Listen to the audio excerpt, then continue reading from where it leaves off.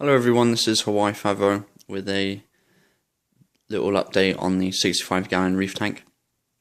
It's been over a month I think since my last update, so a lot has happened, and I just want to fill you guys in because in the next couple of days is moving day, and after that is when things will start to really move with the fish tanks as far as getting everything set up and established. So I just want to show you a few little goodies that I picked up over the last couple of weeks and just go over a couple of updates for you. So the first thing is the canopy.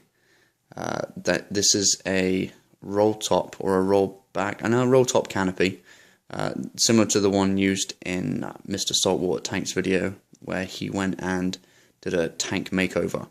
This is the same style canopy, same color, same roll top design by the same company, but obviously this is on a 65-gallon rather than a 90-gallon. But really happy with it. The one thing I wasn't quite prepared for was the height of it. It's about 1 foot tall, and my wife has likened it to a Russian man's winter hat. And because of that, she has now named my tank Vlad. As long as that keeps her happy, I'm happy. Happy wife, happy life. I'll come back to the details of the canopy and the tank itself in just a second, but before I do that I want to show you a couple goodies that I picked up over the last couple of weeks. And you have to excuse the mess, we are moving so things are a bit crazy, but I'll start with this guy. This is the Vortec battery backup. We'll be using this with the MP40s. I only got the one for now because the MP40s draw a lot less. The MP40s are going to be on a much lower setting, probably their lowest setting possible. So they're going to be drawing a lot less power than they would normally. So I'm going to run a little test and see how much battery life I can get with the MP40s running on it and their absolute lowest setting, and we'll see how we go. Hopefully we'll do well, we'll see. We also got the Reef link. This, when I saw that this was coming out, this I knew would play a fairly large role in my decision to make the leap to the Radions. And subsequently, I've made the leap to the Radions. I'm very happy to finally own a pair of these bad boys. It seems to be like, for any reef keeper out there or anyone in the hobby, I think it's kind of like the ultimate in a way, owning a set of these. So we'll see. I'm excited to set them up and see what they can do in person rather than just watching videos and wishing. The Reef link, as some of you guys may or may not know, provides a wireless, basically a bridge for the EcoSmart Live app and the Radions.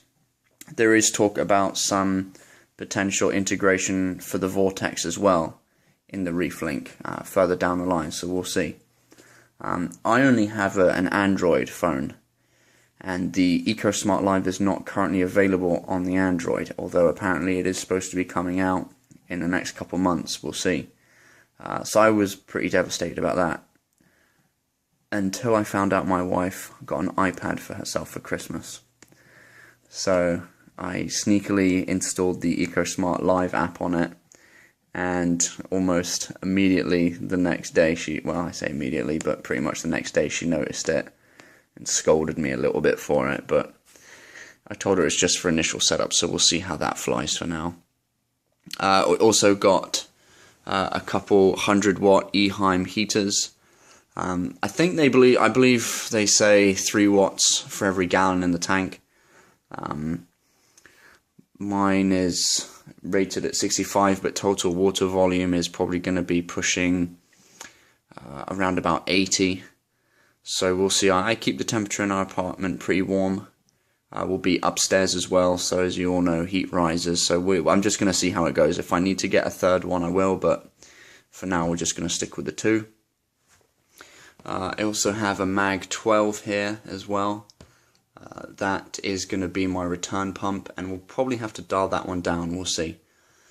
I actually ordered a Mag 9 for the skimmer, but at the same time the Mag 9 and the Mag 12 both arrived pretty badly damaged, and it looks like that was the courier that was responsible for that damage. So Marine Depot instantly sent me out a replacement Mag 12. Unfortunately, the Mag 9 is on back order, so luckily I explained to them, you know, I wasn't in a rush or anything like that, so I didn't need to cancel the order, and I just kept the order with them. So that should be coming hopefully in the next couple of weeks. And then on top of that, I found these guys. Sorry about the focus on this one. Let me see, there we go, that's a bit better. I picked these guys up in a bundle on Amazon, and we got ammonia, nitrate, nitrite, phosphate, and alkalinity. I previously used the API test kits, and I really wasn't happy with them. Mostly because the results were so inconsistent, and I just didn't believe what I was seeing half the time.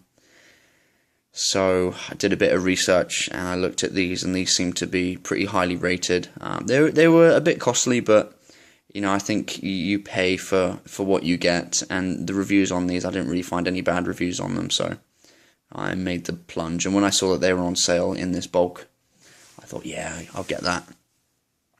Obviously, calcium and alkalinity, calcium and magnesium is missing, but I don't need to worry about those for right now, as I'm nowhere near to starting to test for those elements yet. So, but when I do, obviously, I think I'll just go with the ELOs just for the sake of consistency.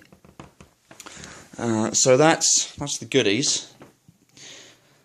So far as I do have a new RODI kit as well, but that's already packed away, and I'll go over that on a separate video. And then of course we have the Mag 9 coming too. So let's just go over to tank. I just want to show you guys the canopy, the roll top canopy, and a couple of things that I've done on the tank in preparation for getting it set up. Firstly, I installed the radions. I just basically 4 holes through the top of the canopy, screwed it into the radion, so that was it. It sounds simple enough.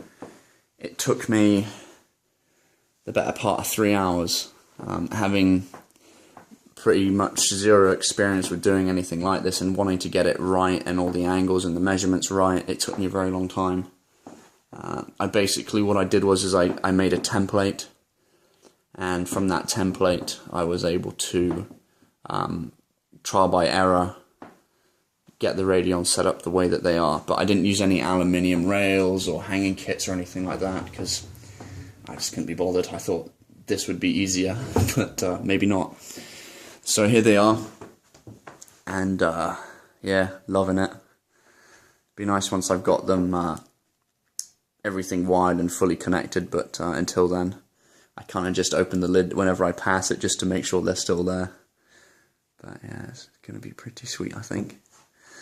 So far as changes to the tank since last time, we've got the bulk Reef Supply screen kit in here. I'm using external overflows, so because of those external overflows, the screen kits, I wasn't able to make it how it came, basically. When you buy the screen kits, they're designed to be one piece. It's one screen for your entire tank, because the majority of tanks nowadays, they have internal overflows, so you don't really need to have to worry about any tubes coming in or anything like that, or exiting the tank, or any external overflows. So I used egg crate to cover the overflow area and work its way around the outtake of the overflow. And then I basically took the 3-foot kit and I just cut it down to size. And so basically I have 3 screens this size. I used the 1/4-inch clear netting, and I think it looks really nice. Really pleased with the way it came out. Super simple, super easy. The only thing I needed to do was just buy a hacksaw, and that was it. And that was like $5 down at Lowe's. So it couldn't have been easier, really. Just put that back in there. So yeah, definitely no fish getting out through there. As some of you might have seen on my last video, my last tank, I had a lot of issues with fish jumping out and killing themselves and stuff like that, so no excuses this time. One final update on the undercarriage of the tank. We got the Schedule 80 union valves and bulkheads, and I've got the 2 heaters in here. If I do have to do a third one, I'll probably put it in this section here.